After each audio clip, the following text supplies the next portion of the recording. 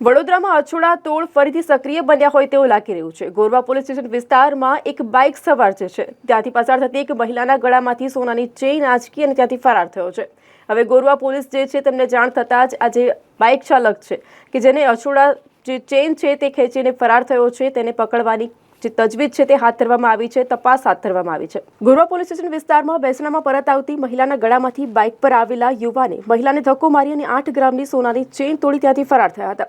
ત્યારે પ્રાપ્ત માહિતી અનુસાર હીરાબેન મોરે જે અક્ષર અપાર્ટમેન્ટ ખાતે રહે છે, બપોરના સુમારે વૈકુંઠધામ હાઉસિંગ બોર્ડ ખાતે બેસણામાં ગયા હતા અને બેસણું પતાવી પરત પોતાના ભાભીના પોતાના ઘરે ચાલતા જતા હતા। આ વખતે સ્વામી વિવેકાનંદ હાઇટ્સ પાસે પહોંચેલ પાછળથી એક બાઇક ચાલક જે છે તે આવી ગયો હતો અને તેના દ્વારા સોનાની ચેઇન ત્યાંથી ઝૂંટવી અને ત્યાંથી ફરાર બન્યો હતો।